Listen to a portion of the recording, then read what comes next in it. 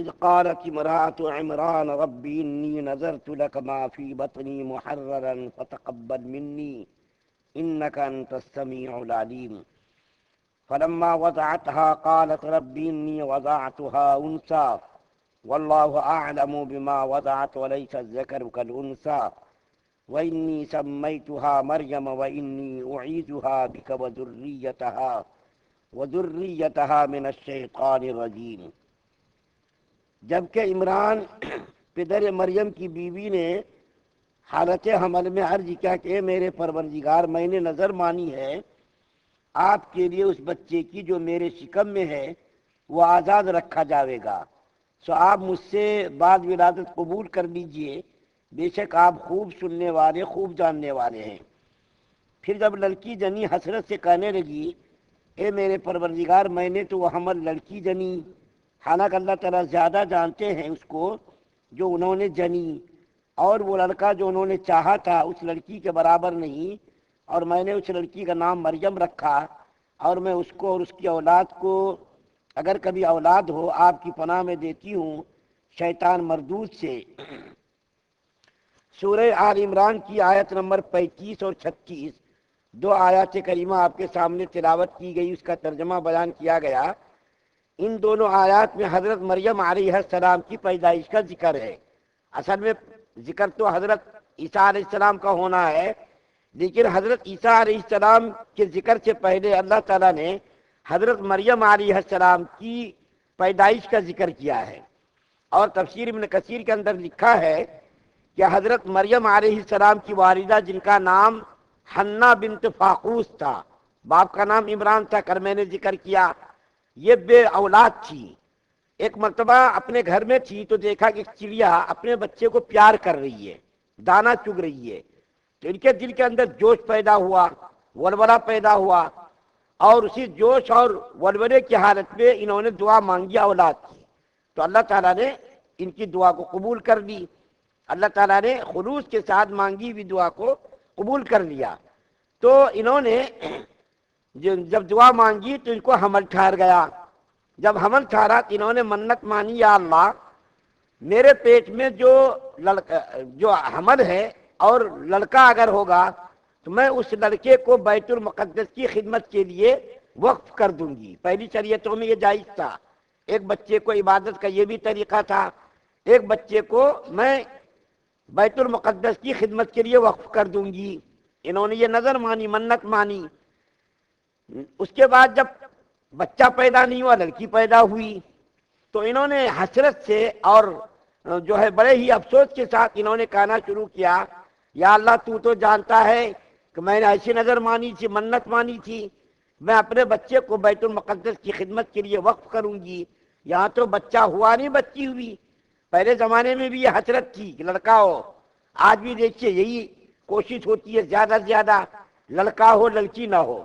اگر لڑکا ہو گیا بڑی خوشیاں مناتے ہیں اور لڈو بانٹتے، اور اگر لڑکی ہو گئی چہرہ بالکل اتر جاتا، اداس ہو جاتا۔ دوا خانے سے جب آدمی نکلتا ہے تو کیا ہوا بھائی، لڑکی ہوئی، بچہ اللہ کی مرضی ہے۔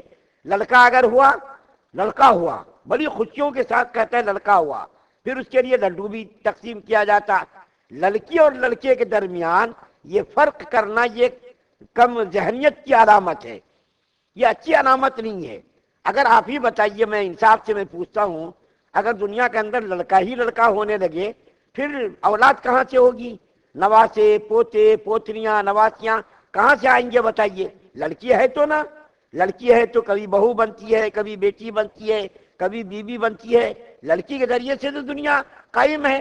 اگر اللہ تعالیٰ سب کے گھر میں لڑکا ہی لڑکا پیدا کرنا شروع کر دے، پھر بتائیے آج ہندوستان میں کئی صوبوں میں یہ کیفیت ہو گئی ہے کہ لڑکوں کی پیٹ میں پہلے سے الٹرا ساؤنڈ میں دیکھ لیتے لڑکا ہے یا لڑکی ہے، لڑکی ہے تو حمل کو ضائع کرا دیتے، لڑکا ہے تو اس کو باقی رکھتے۔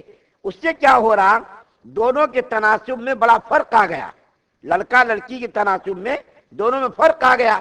لڑکیاں کم ہو گئی، لڑکے زیادہ ہو گئے۔ کیا ہوا، مشکل یہ ہو گئی کہ دوسری جگہوں سے زیادہ کر کے لڑکیوں سے شادی کر کے لا رہے۔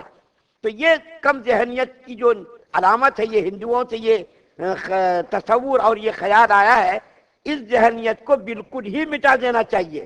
لڑکا لڑکی دونوں کے درمیان کوئی فرق نہیں کرنا چاہیے. یہاں تک کہ حدیث شریف کے اندر آتا ہے کہ اللہ کے رسول صلی اللہ علیہ وسلم نے حکم دیا جو دینا ہو لڑکا لڑکی دونوں کو دو. یہ نہیں کہ لڑکے کو تو آپ نے زیادہ دے دیا, لڑکی کو آپ نے کم دے دیا. عام طور پر لڑکوں کو تو ماں دودھ پلاتی ہے, محبت سے پالتی تاکہ بعد میں وہ جھوٹے مارے بچے. لڑکیوں کو اس کے ساتھ حسن سلوک نہیں کیا جاتا, اس کے ساتھ جو ہے مساویانہ سلوک نہیں کیا جاتا, بلکہ لڑکا لڑکی درمیان دونوں میں فرق کیا جاتا. تو بارے کہے حضرت مریم علیہ السلام حسرت سے کہنے لگی یا اللہ تو نے تو مجھ کو لڑکی دی اور میں نے لڑکی جنی, اور تو اس کو اچھا جانتا ہے. حقیقت میں اللہ کو معلوم تھا لڑکا ہوا یا لڑکی ہوئی. تو اچھا اس کے بعد کہنے لگی اچھا میں نے اس کا نام مریم رکھ دیا. مریم کے معنی پاک دامن. وہ کہنے لگی کہ تو نے مجھ کو لڑکی دی. اس کے بعد کیا کہا انہوں نے, یا اللہ میں نے اس بچی کا نام مریم رکھ دیا. یہاں پر ایک بات عرض کر دوں کہ ولادت کے ساتھ ہی نام رکھنا بھی جائز ہے. ولادت کے ساتھ ہی نام رکھنا بھی جائز ہے. اور پہلی شریعتوں میں دیکھیے یہ ہوا کہ حضرت مریم علیہ السلام کی والدہ نے پیدا ہوتے ہی ان کا نام مریم رکھ دیا. اگر یہ غلط ہوتا شریعت میں اس کو منع کر دیا گیا ہوتا, لیکن اس کو منع نہیں کیا گیا. پتہ یہ چلا کہ پہلی ہی رات میں جب لڑکا بچہ پیدا ہو اس کا نام رکھنا جائز ہے شریعت کے اندر. مثال کے طور پر میں 3-4 حدیثیں بیان کرتا ہوں. ایک تو یہ کہ اللہ کے رسول صلی اللہ علیہ وسلم نے ارشاد فرمایا کہ میرے گھر میں رات کو لڑکا پیدا ہوا. ہمارے نبی صلی اللہ علیہ وسلم کے لڑکے تو ہوئے کئی, لیکن اس میں سے کوئی زندہ نہیں رہا. اس میں اللہ کی حکمت کی مصلحت تھی. تو رات کو میرے گھر میں لڑکا پیدا ہوا اور میں اس کا نام اپنے باپ حضرت ابراہیم علیہ السلام کے نام پر ابراہیم رکھتا ہوں. رات کو پیدا ہوا بچہ, اس کا میں نام اپنے باپ حضرت ابراہیم علیہ السلام کے نام پر ابراہیم رکھتا ہوں. اس کے بعد دیکھیے حضرت انس کا واقعہ. دوسری حدیث حضرت انس رضی اللہ تعالیٰ عنہ کے گھر میں بھائی ہوا, تو وہ حضرت انس رضی اللہ تعالیٰ عنہ اس بچے کو لے کر کے حضور صلی اللہ علیہ وسلم کی خدمت میں آئے. تو اللہ کے رسول صلی اللہ علیہ وسلم نے تحنیک فرمائی. تحنیک کس کو کہتے, کھجور چبا کر کے شہد وغیرہ کچھ اس کے تالو میں ڈالنا. کھجور کو منہ میں سے کوئی بزرگ ہستی مبارک ہستی منہ میں کھجور کو چبا کر کے اس کے تالو میں چپکا دینا, اس کو کیا کہتے تحنیک. یہ سنت ہے. بچہ پیدا ہو یا تو شہد چٹانا یا تو کسی بزرگ آدمی سے کھجور وغیرہ کو چبوا کر کے اس کے تالو میں چپکانا, اس کو تحنیک کہتے ہیں. یہ سنت ہے. ہم اس سنت کو تو بھول ہی گئے, کہاں یاد ہے یہ سنت. تو حضور صلی اللہ علیہ وسلم کی خدمت میں حضرت انس آئے اور انہوں نے حضور صلی اللہ علیہ وسلم کی خدمت میں پیش کیا, یا رسول اللہ یہ میرے بھائی رات کو پیدا ہوئے. اللہ کے رسول صلی اللہ علیہ وسلم نے تحنیک فرمائی اور اس کا نام اللہ کے رسول صلی اللہ علیہ وسلم نے عبداللہ رکھا. اس کا نام اللہ کے رسول صلی اللہ علیہ وسلم نے عبداللہ رکھا, جس کا نام عبداللہ رکھو. اور میں آپ کو بتا دوں سب سے بہترین نام دنیا کے اندر, ہم نئے نئے نام ڈھونڈتے نا, اللہ کے رسول صلی اللہ علیہ وسلم نے فرمایا سب سے بہترین نام عبداللہ عبد الرحمان. یہ سب سے بہترین نام ہے. نئے نئے نام جو ڈھونڈتے ہیں نا, کم فیکٹریوں میں جیسا تیار ہوتا نام, کوئی نیا نام بتائیے, نیا نام بتائیے.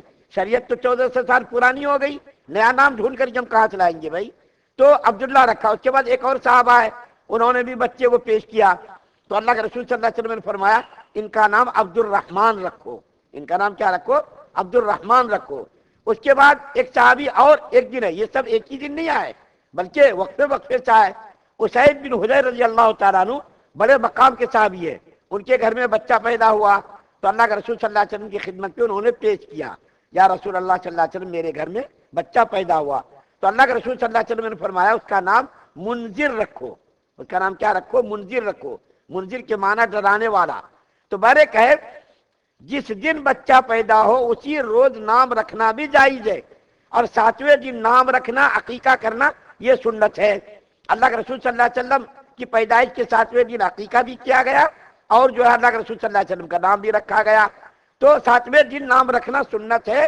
ویسے تو کبھی بھی نام رکھ سکتے, لیکن سنت طریقہ 7ویں دن عقیقہ کرنا, اس کے بال کو مونڈ دینا, بال کو چاندی برابر وزن کر کے اس کو غریبوں میں تقسیم کر دینا, یہ سب کیا سنت طریقہ ہے. اس سے کیا ہے آگے آنے والی نسلیں اور اولاد کیا ہے نیک اور فرما بردار بنتی ہے. یہ کام کرنا چاہیے. چلا چھٹی کا تو کوئی شریعت میں ثبوت ہی نہیں ہے. ہم کیا کرتے, چلا چھٹی کرتے. چلا چھٹی کا تو کوئی شریعت میں تصور ہی نہیں ہے, اس کا کوئی تصور میں کوئی شریعت میں ذکر ہی نہیں ہے, لیکن ہم چلا چھٹی کرتے. 7ویں دن اگر ہم اولاد کے لیے اگر ہے تو بکرا ذبح کر دینا، نہیں تو تھوڑا موڑا کچھ کھانا وغیرہ کر کے اس کا نام رکھ دینا۔ اس کے بعد حضرت مریم علیہ السلام کہنے لگی یا اللہ میں اپنے اس بچے کو، یعنی حضرت مریم کو، حضرت مریم پیدا ہوئی نا، حضرت مریم کو آپ کی پناہ میں دیتی ہوں شیطان مردود سے، اور اس کی ہونے والی اولاد کو بھی آپ کی پناہ میں دیتی ہوں شیطان مردود سے۔